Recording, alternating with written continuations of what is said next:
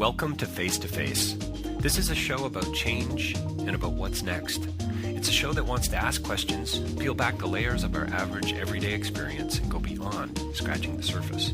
We interview amazing people with incredible ideas and stories who have done wild, weird, and wonderful things. Remember that imagination shared creates collaboration, and collaboration creates community, and community inspires social change. I'm David Peck, and this is Face to Face.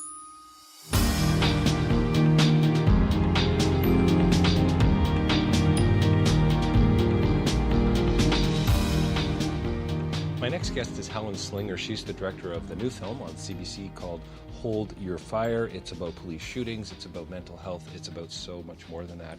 Helen is with a company called Bountiful Films, bountiful.ca. Check them out online. And go to cbc.ca and you're going to find out a lot more about how many people were killed in police-related shootings in between 2004 and 2014, and about how many different mental health related calls, 20,000 alone in Toronto, that police respond to every year. I mean, that's an astounding statistic, and the thing that these police officers have to deal with. I mean, it's just so deeply unsettling on so many levels. We talk, Helen and I, about training and de-escalation techniques, and we talk about fear and misunderstanding and mental health issues, and about body cams that the police are now wearing, and about pursuing the difference between help and how that can be presented in a situation like this, and the whole idea of listening and just a more relational kind of edge with respect to policing and de-escalation techniques and so on. So mobile crisis teams, we cover a lot of ground. I think you're going to really enjoy this interview. Again, the film is Hold Your Fire. You can stream it on cbc.ca/firsthand. Helen Slinger from Bountiful Films is my guest here today. Well, welcome to Face, and we're joined by a very special guest today, Helen Slinger. The Vancouver Sun said about her, quote, Helen Slinger's filmmaking is all about taking a grabber of an event and turning it on its head. The documentarian deliberately digs deeper, looking for a real meaning beneath surface shock, close quote. Helen, thanks for joining us today. My pleasure. So we're going to talk, I think, about a couple of pretty serious issues. This is not going to be necessarily a real cheery pick-me-up, this interview, but you never know. No, you never know, but it's true. It's not necessarily your happiest. It's not Netflix territory, exactly. So tell me about your new film, Hold Your Fire. I believe it aired this week on CBC. Yes, it aired the third week in January for the first time on CBC, and of course it streams for the next 6 years on cbc.ca too. So nice. You can find it. Hold Your Fire is the title. Correcto. So what it's about is essentially police shootings of people in mental crisis, and how to stop that from happening.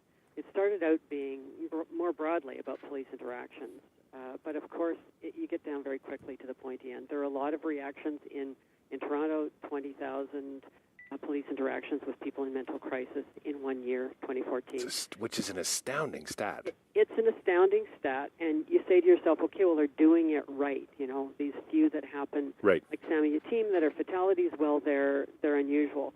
Well, they are unusual, but it's a matter of whether or not they should happen. And it's also a matter of unpacking the stat a little bit and knowing that most of those 20,000 are very routine calls. They're police officers being called to someone's house because they're having a crisis. They're a regular call. They call 911 because they're having a delusion. Police know who they are. They arrive.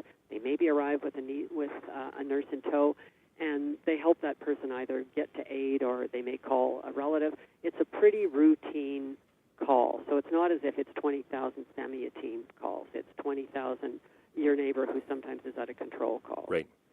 So it's what we looked at was, okay, so why do these few that happen so tragically happen? And yeah, that's what we spent about 2.5 years looking at. Is there a better way? We all know that's true what police say, that they don't get up in the morning heading out to shoot somebody. We know that's true, so why does it happen? Yeah, why does it happen in the first place? So when you set out to make the film, would you say you knew this was going to be a movie about mental illness, or you knew this was going to be a movie about police shootings, or was it you weren't quite sure what the story was going to be and it kind of unfolded before your eyes?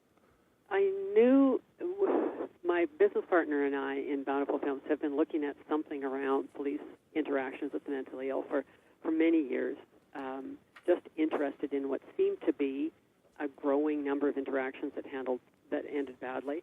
And we have a friend who suffers from time to time in mental crisis that's fairly extreme delusions and things, and you fear sometimes that something bad could happen if the wrong police officer came across him. So that was the impetus over years of looking at, okay, what are we looking at here? Are we looking at programs for the mentally ill? Are we looking at police training? We didn't know what we were looking at. And then, like so many people, when Sammy Yatim was shot on that streetcar in the summer of 2013, that focused us really sharply. Okay, what exactly happened here? Not that we tried to be at all judge and jury on that, right, but simply to back up and look at whether or not anything different could have happened in the system. Not so much with James Priscilla, the poor officer who has to live with this for the rest of his life, too. But in the system, could anything have happened differently? Well, it's just, it's really interesting. I mean, just yesterday, I believe I read, I think it was on the BBC's news page about how, might have been CBC, but 60%, and these stats are always troubling on some level and need to be questioned further, but 60% of soldiers were abused as children. And so you start to wonder about, when you watch a film like this, I'm not suggesting that 60% of police officers were necessarily abused as kids, but you start to wonder about some of that, some of those connecting points, right? What preceded this kind of violence? What precedes this kind of a response? Nine shots to take down Sammy Yatim. It's the quote in your film is, quote, you answered a call for help with 9 bullets. That's a pretty profound statement. It is pretty profound. We didn't look at Priscilla's background, and I'm less interested in Priscilla's background, other than I think we make the point much later in the film that police need to look at recruiting, and that's not right. That's not us saying that. That's Terry Coleman, who's the expert that police listen to, saying that. Right. That they're not cautious enough in recruiting, and I think most people know by now that one thing we do know about Priscilla is that he drew his weapon rather more often than is average for a Toronto police officer. So there's something to be looked at there, but I think I understand a lot better why he did fire 9 shots, and I certainly have my own theories. And a lot of it, and I can really imagine this isn't also the first film I've ever done about police, too. So I've been inside use of force training at the RCMP Training Center in Regina, and I know what's happening. I know how they learn to so fear anyone that might be carrying any kind of edged weapon. So, in Sammy Yatim's case, it was a knife. In the case of Robert Chikansky at Vancouver International Airport in 2007, it was a stapler. There's this reaction to anybody holding anything, and they're trained that anything could be lethal. So that's in your head, I think, when you approach something like this. It's not just whether or not, what kind of a childhood you had and how secure you are in your person, although, of course, that affects everything. It's this noise. I think there's just a cacophony in their heads about how dangerous this situation could be. And I think that anything that police are trying to do in terms of de-escalation, I think it's still, to a larger extent, and again, I think this is changing almost month to month, too. Police are really struggling with this. But I think that the de-escalation training is being built on top of this use of force training, which is about how your life could be in danger if somebody's holding anything or might be holding something. And I think that's what happened with the first 3 shots, and then, frankly, I think he panicked. He panicked after that, yeah. Yeah, I think it's interesting that at the end of the film, the solution starts with recruiting, and the 2 points that was it Jim in the film? I can't remember his name right now off the top of my head, but says better training, higher training, and some kind of mental health experience. Yes. Some kind of understanding, whatever that means. I mean, do you have to have a past in it? I don't know, but maybe just more training, I suppose. Yeah, more training, and I think in the recruiting piece is really important in terms of what kind of person that you're getting to. Terry Coleman was the police expert that we used, who's a former police chief, and he's co-authored a few big reports on police interactions with people in mental crisis that have actually been presented at the Canadian Association of Chiefs of Police. So we know that this guy's he's got the seal of approval from the chiefs of police. He knows what he's talking about. And he's the one who makes the point about recruiting.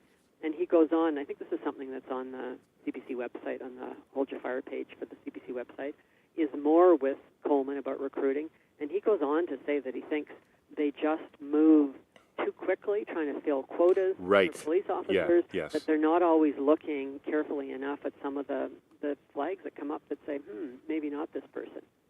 So there's that, and Yacobucci, who wrote the report after the Sammy Yatim shooting, he was really specific about looking for education and, yes, experience in mental health. And, I mean, you and I could come up with a list of what that is. I mean, it could be somebody who's volunteering in mental health, could be somebody who's taken some courses, could be somebody who has a brother or sister with a major problem and has a different point of view rather than it's average just folk. Some of the, I gotta say, Helen, the images in the film, some of them I found profoundly disturbing, and tragically violent. I mean, I guess all violence is tragic, but there's something about the violence in this film that's really quite understated, but yet so in your face. And the images of a man in a white, basically hospital frock, being shot dead on the street by, surrounded by stronger men, guys with guns and weapons and so on. And you go, for the love, guy, why didn't you just talk to this guy? Now, I mean, I know I wasn't there. It's so easy to pass judgment, and yet you guys really juxtapose it so well with the UK case and the machete and the way the British police officers, ultimately took this guy down in a nonviolent way. Yeah, I found the Michael Elegon, the man in the hospital gun, really disturbing too. Now, the officer was cleared in that case, and he would very likely have been Michael Elegon in his hospital gown, looking to any average person like a person in need of help, not bullets, still carrying 2 pairs of scissors. There's some reporting about whether or not he said something that sounded threatening, too. Right. But he is all those things. He's the guy that police are trained to be afraid of. He's get too close, and he's holding an edged weapon, 2 edged weapons, actually. So the thing to me that kept getting to me is, why do they have to... There's many eyewitnesses to that case, too, that said, oh, he was just like... You can hear the dispatch call, as a matter of fact, in the film, with the 911 officer asking, does he seem dangerous or confused? Right, More yes. confused. Yes. So a lot of people saw that, but still police were called to something where, a disturbed person is carrying scissors. So it's not as if there was no danger at all, but the thing that got to me is, why do they have to come up so fast and hard? Nobody was in immediate danger at that moment. There's lots of other information, including the fact that the guy's in a hospital gown, that tells you that, he's not necessarily trying to kill somebody. Yeah, he's not in fatigues, No, and doesn't have grenades on his, I don't know. It's so easy to look at this in hindsight and all that. I get that, but at the same time, I think what's so brilliant about your film, and congratulations on it, by the way, is that, again, it's raising the issues, right? It's getting people hopefully talking about it, going beyond scratching the surface and peeling back some layers to say, well, holy smokes, how do you deal with this kind of thing?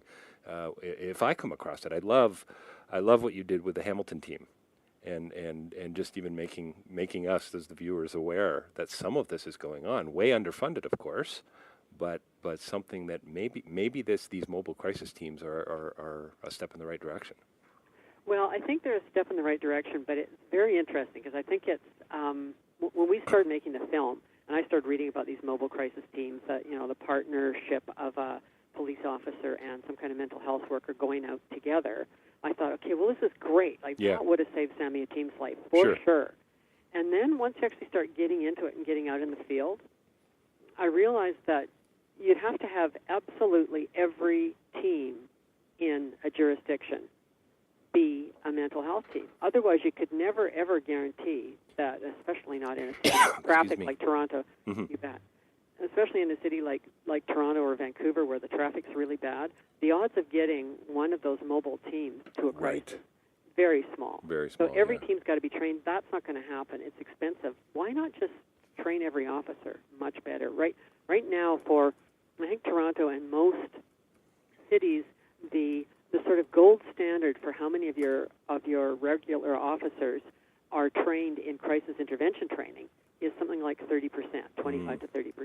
Well, I just think that's goofy. To me, that's like having 25 to 30% of your officers trained with their firearm. Right. I'd really rather flip that around so that 100% of your officers are trained in crisis intervention training, and fewer of your officers are trained for firearms, which is essentially what happens in the UK, where, they have their problems. It's not a perfect policing environment there either, but they don't shoot anywhere near as many people, and the attitude is simply totally different. The attitude's different. That's the sense I got, when you were interviewing one of those officers. He looked at some of the footage, and he said, I don't even think we would have called for weapons on that call. On the Yatim call. No, they wouldn't. Which is fascinating to me. I mean, talk about a different culture and a different approach. Yeah, and I can imagine I can so easily imagine, having spent time in the back of police cars in Canada, the U.S., and the U.K. now.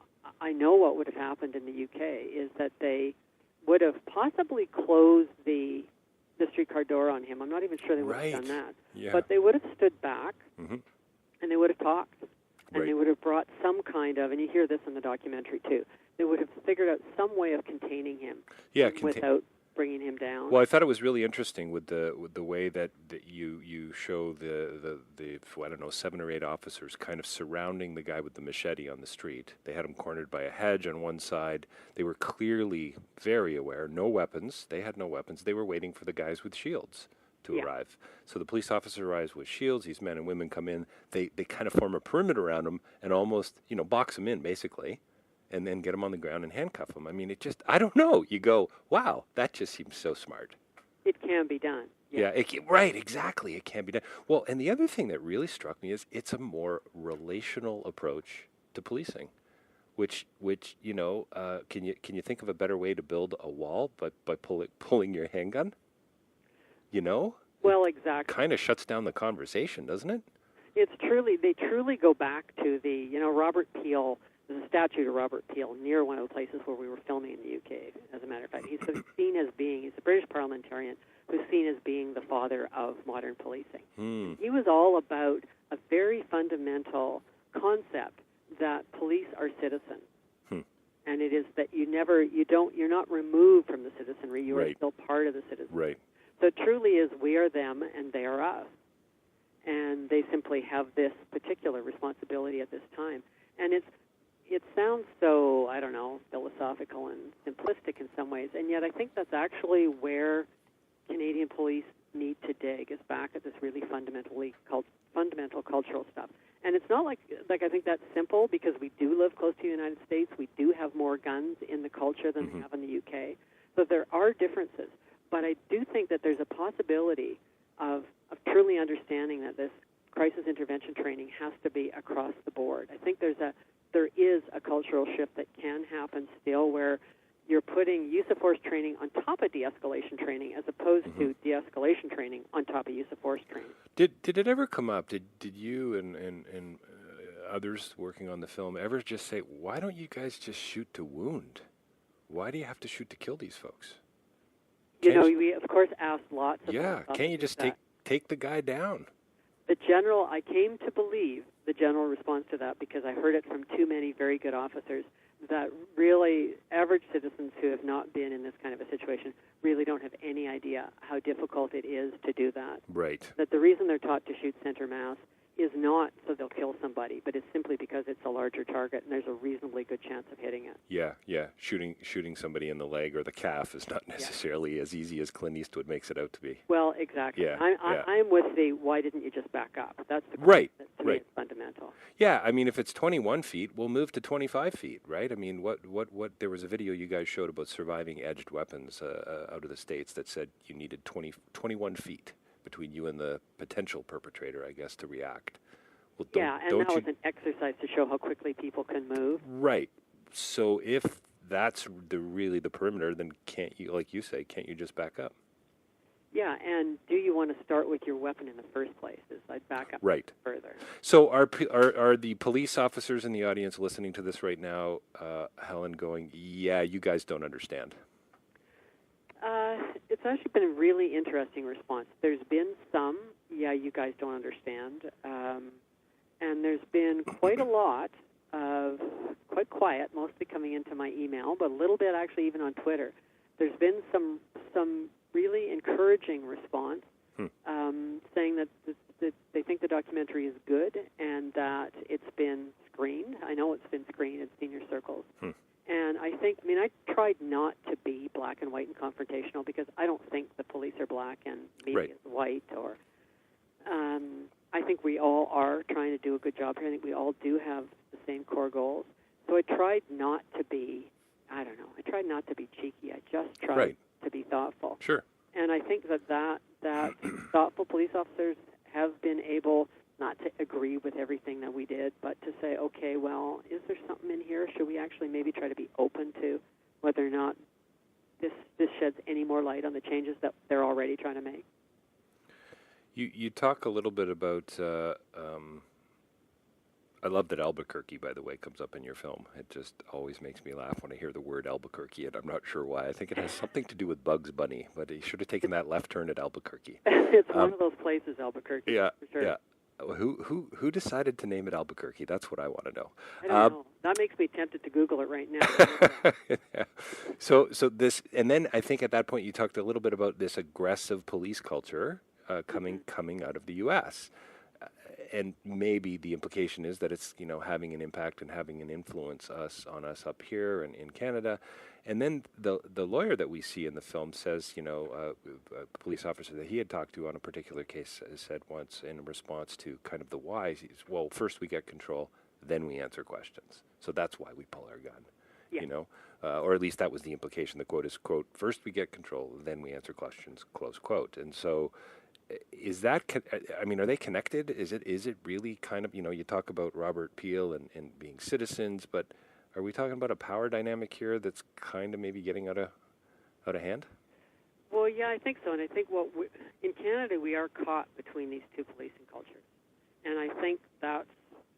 Sorry, caught between two policing cultures? Yeah, we're caught between our old British history. Right, okay, yeah. Which would lead us back towards, more de-escalation, more of this notion of the police officer as just another citizen, and this American gun-happy culture. It is also interesting traveling in the back of a police car in the States, I'll tell you, because you suddenly have this different awareness that, anybody driving past you, any traffic stop that this officer makes, there's a reasonable chance that that person is packing. It's just the most bizarre feeling. I remember coming back from Colon, Michigan, with a friend of mine years ago, long time ago, a guy by the name that a friend of mine, David Penn, and he was pulled over. We were pulled over for speeding. I was in the passenger side, and I will never forget. It was late at night, maybe 1, 2 in the morning, quite late. So I guess we would have been suspicious at that point. And the guy, 2 cops, one came up on the driver's side, and the other police officer stood at the back with his gun drawn through the back window, and I was totally freaked out by that. And holy smokes, guys, it's us. What are you doing? But then on reflection, well, dark night, dark road, no lights, you kind of don't blame them, right? Well, yeah, in the States, you kind of don't blame them. I don't know about pointing the gun right at you. Oh, yeah, it was, now, whether it was pointed at our heads, I don't know, but it was certainly pointed at the car through the back window, yeah. Yeah, well, and that's, we traveled with an officer as he made several stops, and you see him get out, and this is pretty routine police stuff, but he's got his hand on his gun, and I bet. You know why. Yeah. Different culture for sure. Yeah. I think what I don't know, I don't want to sort of, yeah, go, yeah. David, what we were told, and that was one of the things we were looking at, and one of the reasons, the chief reason we went to Albuquerque was to hook up with that training institute that you see a brief from there. And they happened to be in Albuquerque, and Albuquerque has a terrible reputation, well-earned reputation for shootings of the mentally ill. So it was a lucky or unlucky happenstance that Caliber Press happened to be training there at that time. But the reason that we wanted Caliber Press or any of the big American training outfits was because we've been hearing from a lot of police officers that Canadian officers have been going south to take these kinds of courses. Interesting. And we do know that Caliber Press trains through Canada, too. So this kind of I think in Canadian terms, it's hypervigilant. It's pretty normal for American society, but I think Canadian police are maybe getting this sort of hypervigilant attitude that comes from American policing. I don't know that it's necessary. I think we still can reach back for that British model where you can de-escalate your way out of most situations. That most people, most calls are not violent calls. They're not bad guys anymore. They're people in distress. Is there? Would you put it in the sense that there's a more in the UK or the UK-based system? Is it more relational, Helen? Is it more human in a way, or is that a fair distinction to make? Oh, I think that's absolutely true. I mean, in the UK, police officers are more part of the community, and they appear to be more part of the community when they're out there. They're much less. There's not quite the same feeling that there is when a police officer enters a coffee shop in. Interesting. In the United States. Interesting. Yeah, it's true. That's so funny that you say it that way, because it immediately took me to that.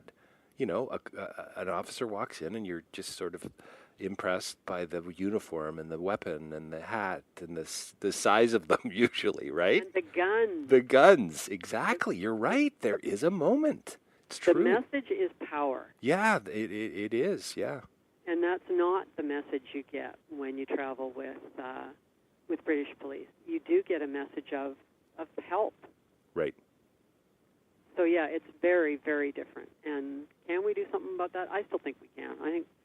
I think and hope that Canadian police are going to spend a lot longer in the UK thinking about how to incorporate some more of this culture, because I think it is doable. I don't think we have to drink the Kool-Aid that comes from south of the border. I think we still have the option of a much nicer cup of tea from the UK. Right. What do you learn about mental health? I mean, what about vulnerabilities, about the fact that we're all broken? I mean, what kind of things bubble to the surface for you there? Well, the big thing, as you know, is that the statistic is that 1 in 5 of us will suffer some kind of mental crisis in our lifetime. We all know that. I think probably most of us have in our connection somebody who suffers, at least somebody, if not more than one person, who suffers fairly badly. So I think the big thing that came up here was, again, simply the vulnerability. If you're sitting, as I was, in your backyard and you're watching somebody that you really care about who's having a particularly bad bout in their illness, and they're heading off downtown on the C-bus, and you really wonder, what they're heading into, and you're really hoping that they don't get, in the midst of a delusion, get too vocal and look scary to somebody else. And that, I think, is the thing for all of us, is that, your loved one didn't get shot, but right. When you see not just Michael Elgon in his hospital gown, but Michael McIsaac naked in December weather. Yeah, tragic for story. Any one of us, yeah. and there are so many of us who have loved ones in that situation. It's that we do have to look differently. And there is a way to, and I think we all know that. One of the things that struck me is, don't we all just want to be listened to? And I mean, that's the sense I got with some of the folks that the shootings that you say, wow, if I could have just sat down with these guys in a coffee shop or in a hospital room, or we could have got them in front of a counselor, and I'm sure that's happened for many of these folks for years, I suppose, if they've been suffering from mental health issues. But this whole idea of it comes out a couple times in the film where, so this guy's shouting at you, and then the police shout back. What's that going to do? That's not going to help anybody, right? It's just going to confuse these folks even more.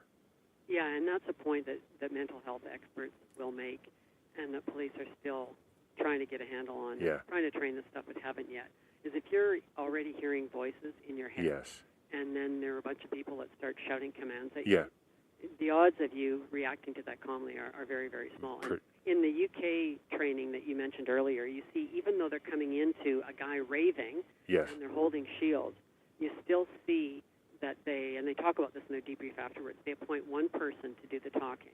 Right. Still, even though they're holding large plexi shields in front of them, you still have one person quite calmly making contact with the person in crisis. So that's the kind of thing that, that still can be done for people. And that's, again, that's the stuff that I think police are trying to learn. I still think that to make that training effective, you have to incorporate it all the way down the line. You can't apply that over to, oh my God, he's holding a knife, so all bets are off. It's got to be top down, bottom up. So it's fear, but it's also misunderstanding. Yeah, fear, misunderstanding, and it's, if you're going to have to react very quickly in dangerous situations, I'd say you get a kind of trained instinct, and the trained instinct change. Yeah, that becomes the first reaction, right? Yeah. Yeah, the more positive response, the relational response, the eye contact, whatever that might mean. Tell me about Rialto and the body cams. Really interesting. The stats that they tossed out about the drop in complaints and the drop in violence and so on. There's this sense of, I guess, the police officer now is being watched. They've got a camera on their... Is it on their shoulder? It's kind of strapped to their shoulder? In there, it's, yes, it's on their shoulders in Rialto. You saw me hesitate there because in some places it's on your shoulder and some it's on your glasses. Oh, okay. Actually, Rialto, I think it's on your glasses, but I'm not sure. One way or the other, yes, it records everything that happens. When they go in the morning in Rialto to their morning meeting, the first thing they do is grab their body cam from the row along one wall, flip it on, and it's on for every public reaction. They turn it on before they go into any kind of reaction. So, yeah, it was really interesting. So the other thing I thought was neat about this was the police chief in Rialto is a guy who happened to be getting his PhD at Cambridge in the Institute of Criminology. So it's the other thing to know about police. There are a lot of much more educated police out there now, and that's, I think, a change. It's just making its way through policing, too. But he decided, since the first wave of body cams were just coming in as he was taking his postgraduate degree, so he decided that he would make that his thesis. So everybody, all of the officers for a period of time were wearing the body cams. And what they discovered was an 88% decrease in complaints against police, which is interesting. It was very interesting. Police are behaving better, or people are knowing that they can no longer make specious complaints against police, or both. But there was also a 60% reduction in the use of force. So, I mean, that's huge. 60% is huge. It's crazy. So so the cynic in me a little bit comes out here, and I guess the philosopher a little bit too. So let me get this straight. You got to incentivize ethical and moral, good, decent behavior? So in other words, I'm going to get in trouble because I'm now on camera, so therefore I won't yell or shout or swear or pull my gun.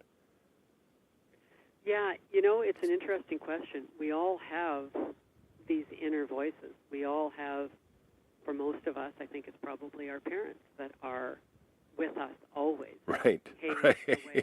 And if your parents... Great. Thanks for the reminder, Helen. Yeah. You're welcome. I love having my parents in my head most of the time. That's right. But, depending on who your parent is, that inner ethicist may not be as strong as you'd like them to be. Now, maybe those people should never be police officers. Right. I don't know. We all slip. Sure. It's another way of saying that everything I do is public and transparent here. The idea of being watched, right? I mean, that changes everything. I mean, if you think somebody's watching you, whether it is your parent or it's a friend or it's a neighbor, you are going to behave a little bit differently. There's no question, right? I mean, just something as simple as the window being open when you come out of the shower. I mean, you're gonna have a different reaction. It seems to me. So this idea of, well, it's used punitively too, right? With kids. In schools and in prisons, this idea that we're always being watched, we're gonna change the way we do things. Yeah, we are, and we could talk a long time just about that. There's definitely some better and worse things about that. Mm-hmm. But in this case, and I went in thinking, okay, privacy issues, right? Yeah, sure. Storage issues, how you sort through all this stuff. I went in not totally sold, and I came out pretty sold on it. Wow. Well, and also just, from a filmmaking perspective, I mean, there was the film a couple of years ago. I can't think of the stars in it right now or who directed, but End of Watch. I saw it at the Toronto International Film Festival, and it was essentially, most of the film was filmed through police cams. Yeah. Yeah. I don't know if you've seen it or not, but I would think it's going to open up some doors for filmmaking in the future, certainly for documentarians. I've not seen it. I just wrote it down. Yeah. And that's a lot of, like the Ellegon case that you saw, the man in the hospital gown. Yes. That's a police dash cam. Interesting. Okay. Yeah, because that's a whole other world, right? The dash cams as well. It is, and the thing about video, generally, however you capture it, whether it's the Paul Boyd, the man in Vancouver who's crawling across the street when the final fatal shot's fired, or whether it's Ellegon in his gown, or whether it's the McIsaac video, which is a little bit of just a passerby, the naked man who was having a seizure out in Ontario in December. All those pieces of video were the things that made it possible and necessary and probable, I guess, that a real conversation was going to happen about whether or not there could have been a different outcome. Did these people have to die? If there hadn't been video on any of these circumstances, the chances are very good that what would have happened is what happened 10 and 20 years ago, which is that police say, there was a threat, we did everything we could, it was a good shoot. And we had to accept that at some point because we had nothing else. We had no other kind of evidence to allow us to look at it and see whether or not we, as a concerned public, saw something different. Now, police will tell you that you can't tell everything in a video, and of course we know that. You can't tell everything in a video, but you can tell some things. And in fact, if I can rant just a tiny bit about the Paul Boyd case in Vancouver is a classic for video because Mr. Boyd was shot in 2007. The officer was cleared. It seemed like he was definitely mentally ill. Something was going on. Yeah. He had a chain as a reporting. When police arrived, there was an altercation between him and an officer. Sounded like he had come at the officer. What could the officer do? He shot him. The video didn't surface until 3 years later in 2010, and it was simply because a tourist had heard about the police officer being cleared and went, hey, I kind of remember that. I think I filmed that. Finds the video on his phone, and what you see in the video is that whatever transpired beforehand, at the time that the fatal shot's fired, this man is on his hands and knees, nothing in his hands, crawling across the street. So without the video, the case was reopened and a bunch of other stuff happened. But without the video there, it simply would have been another case of, well, we just did what we had to do and Bob's your uncle. Right. Same thing with Jacansky. I mean, training in Vancouver in British Columbia for police officers changed dramatically after Robert Jacansky was tasered at Vancouver International. And it changed because of the video, because it was clear that there could have, should have been a different outcome. Yeah, it's so. I mean, I'm sensitive to the fact that we don't. I mean, you would obviously understand this way more, having made the film and so on. To stand over here and to look into a situation or to videotape it and go, oh yeah, I get it, and isn't it horrible? Is really such a massive oversimplification of a pretty complicated issue. And the reality is 20,000 mental health calls, essentially. Is that right? A year that the police respond to? I mean, that's 20,000 plus in Toronto. Yeah, just in Toronto. Wow, that's pretty significant. So in a sense, the numbers are incredibly low. So I mean, that's, I guess, the good news. The better news is that your film and other training and so on is going to hopefully change the way people think and the public thinks, but also more importantly, I suppose, the way the police respond. Yes, and I think the Forcillo case. I think the fact that he faced charges in the shooting of Sammy Yatim, and that, he hasn't been exactly convicted, but certainly he's been tried. I think all of that has made a big difference. It makes it impossible for police to look away from this stuff. It makes it impossible to not say, okay, the public really needs us to do something different. Whether or not we feel we were justified in the way we acted, the public, who is our employer, is telling us that, no, we have to look at this again. So can I circle back? We're probably going to have to wrap it up here shortly, sadly. But can I circle back to the original one of the original questions I asked you? Is this a film about police shootings or is this a film about mental health? Both. And it's unfair to polarize it like that, but it's both. I mean, it's very much. I think it is a film about police shootings of people in mental crisis, and can they be prevented? It's as simple as that. It's more about police than it is about mental illness, for sure. I mean, there's a lot more to be said about different kinds of mental illness, about the system. There's so many more things that could be done by us as a community to make things better for people who suffer from serious mental illness. But essentially, when somebody calls 911 because somebody's acting bizarre on the street, it's more than likely going to be police who attend. Right. And whether or not not they should, whether or not you see this as being something that's been dumped in their lap, it is going to be police that attend, and we need them to be trained well enough so that it ends well for people on both ends of the gun. I mean, you don't even want to think about what happened to James Furcello's life, too. The Yatim family was destroyed, so was the Furcello family. I think the film tries to make the point, or at least tries to open up the thought that there is another way of doing this, so that, as they say, everybody goes home at the end of the day. Well, I think it's wonderful what you guys have done with it. I love this idea of creating more space, right? Creating more space for others. I mean, to me, that's one of them. I mean, there's so many different messages in the film, and like you say, we could talk about power and structures and systems and all kinds of different things. And this isn't about pointing the finger. It's hopefully about coming to a better understanding of the other, and not just about how to get along, but living together and so on. And yeah, I think it's the fear, the misunderstanding. I guess it gets us a little step closer to being a little more human. That's kind of what I take away. Yeah, I hope so. I mean, that was one of the reasons why we wanted the public to meet the victims. What you tend to hear after a police shooting is essentially crazy guy behaving dangerously dies. Right. And that hurt all over again to families who'd already lost somebody. So yeah, we wanted to remind people being both the public and the police, that these are people that were lost. Helen, thanks for joining us today. I really appreciate it. It's I hope we can, at some point, it's become kind of a tagline for me almost, but I hope we can do a part 2 down the road. There's so much more we could chat about.